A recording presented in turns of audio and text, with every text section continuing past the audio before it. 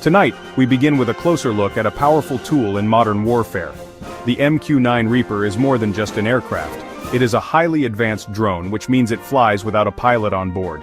Instead, it is controlled by a skilled team from a ground station, often located thousands of miles away. This technology allows the military to conduct missions in dangerous areas without risking the lives of pilots. The Reaper is known for its incredible endurance. It can stay in the air for over 24 hours at a time, flying high above the Earth at altitudes up to 50,000 feet. This makes it very difficult for enemies to see or target. These tools allow it to gather detailed intelligence from high in the sky. It can watch enemy movements, track targets, and provide a clear picture of what is happening on the ground, day or night.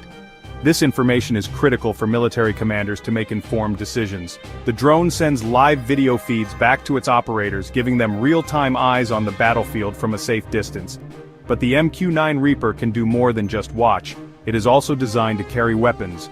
It can be armed with powerful Hellfire missiles and laser-guided bombs.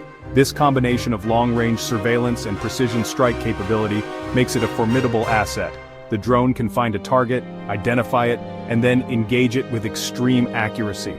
This ability to both find and eliminate threats is what sets the Reaper apart from many other unmanned aerial vehicles, or UAVs. It is a dual-purpose machine, equally adept at intelligence gathering. The importance of the Reaper in the United States military cannot be overstated. Since its introduction, it has been used extensively in conflicts around the world, including in Iraq, Afghanistan, and Syria.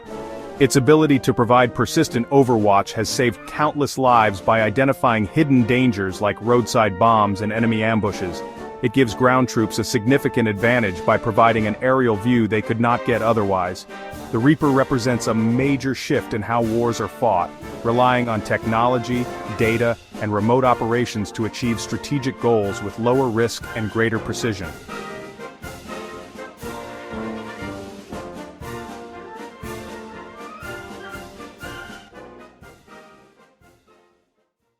And now for the significant news from the Korean Peninsula. The United States Forces Korea, or USFK, has made a major announcement. A company of MQ-9 Reaper drones will now be permanently stationed in South Korea. This is a big change from past practices. Previously, these advanced surveillance assets were rotational. They came for specific exercises. They arrived during periods of heightened tension. Then they left. This new decision marks a fundamental shift in U.S. military posture in the region. The Reapers are here to stay, a constant presence. This signals a long-term commitment to South Korea's defense and regional stability. Permanent deployment means the drones, their support crews, all the necessary equipment will be based in the country year-round. That allows continuous operations and much faster response times. So where exactly will these advanced drones be based? The new home for the MQ-9 Reaper company is Kunsan Air Base. Aerial overview of Kunsan on Korea's west coast. Kunsan is operated jointly by two air forces, United States Air Force, Republic of Korea Air Force. Its coastal location is strategically important. Easy access to the Yellow Sea.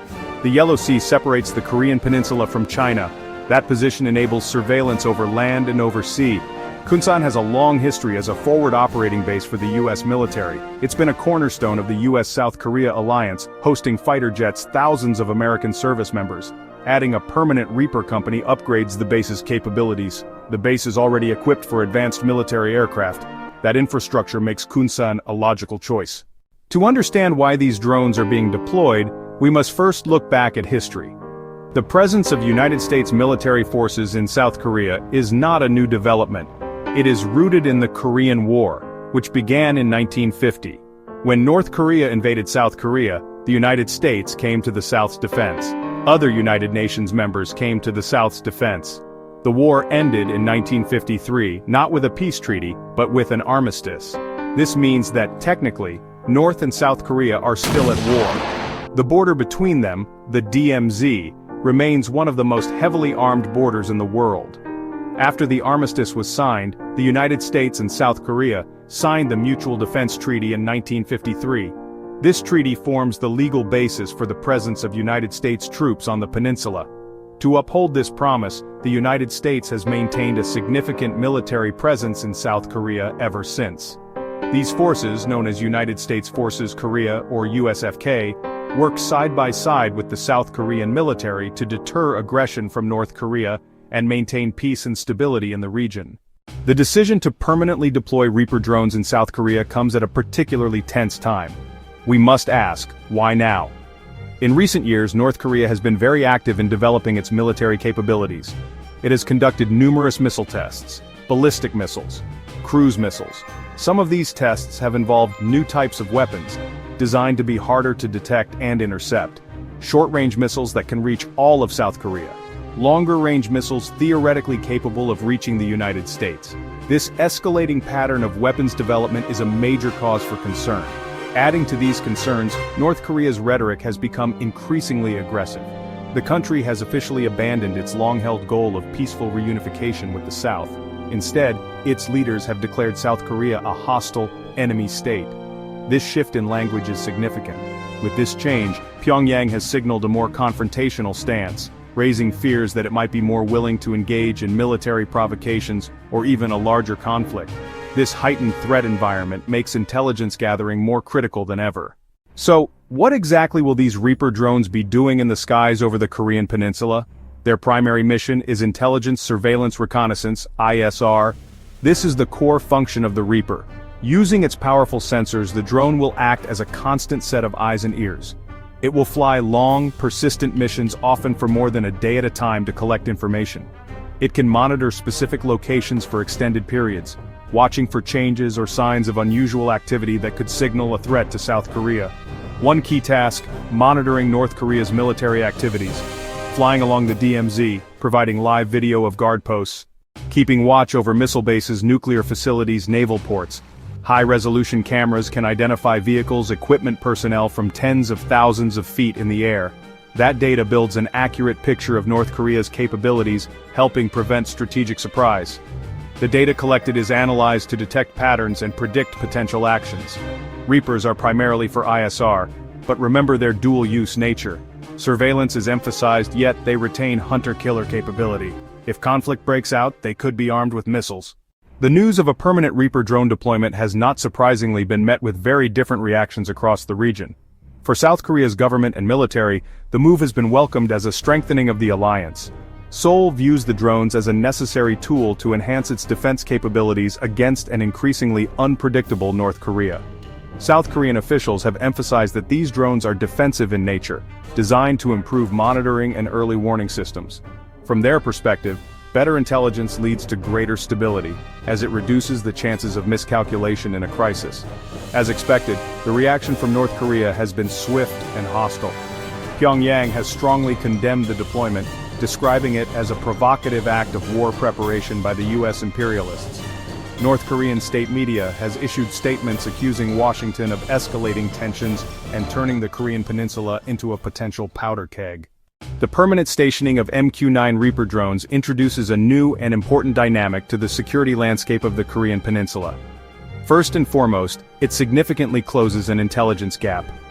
In the past, there might have been periods when high-end surveillance assets were not immediately available in the region. With a permanent drone company, the US and South Korea will have access to 24/7 all-weather ISR capabilities. This persistent stare makes it much harder for North Korea to prepare for any military action in secret. The ability to conduct surprise movements or attacks is severely diminished when you know you are being watched constantly. This new dynamic could lead to a change in behavior on both sides. For the US and South Korea, having more detailed and timely intelligence allows for more calibrated responses. Instead of reacting to a major event like a missile launch, they might be able to detect preparations for it and issue diplomatic warnings in advance. Beyond the immediate Korean context, this deployment sends a broader message about the future of warfare and military alliances. It shows that the US is increasingly relying on advanced, unmanned systems to project power and support its allies. This shift towards technology-driven defense could influence other countries in the region to invest more in their own drone programs.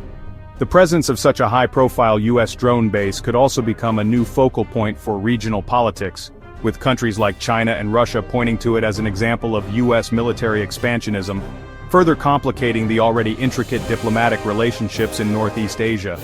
China is particularly sensitive to the advanced surveillance capabilities of the Reaper and beyond, not just North Korea. Japan, another key US ally in the region, has likely viewed the deployment more favorably, though perhaps more quietly. Japan shares many of the same security concerns as the United States and South Korea regarding North Korea's missile program. The enhanced surveillance capabilities provided by the Reapers could also indirectly benefit Japan by providing more information about regional threats. The deployment reinforces the U.S. commitment to the security of its allies in Northeast Asia. So, what is the bottom line? Why does the permanent deployment of a few drones on a small peninsula halfway around the world matter so much? For the United States, it is about upholding a decades-old promise to an ally while adapting to the threats of a new era. By placing these advanced MQ-9 Reapers in South Korea, the U.S. is sending a clear signal. Its commitment to the defense of South Korea is unwavering. It also demonstrates that the U.S. is modernizing its military posture, relying on technology to provide a more effective and less risky form of deterrence against potential aggression from North Korea. For the Korean Peninsula itself, this move represents a significant change in the day-to-day military balance. The constant surveillance provided by the drones aims to increase stability by making the security situation more transparent. The goal is to prevent surprises and reduce the risk of miscalculation. This is a development we will continue to watch very closely.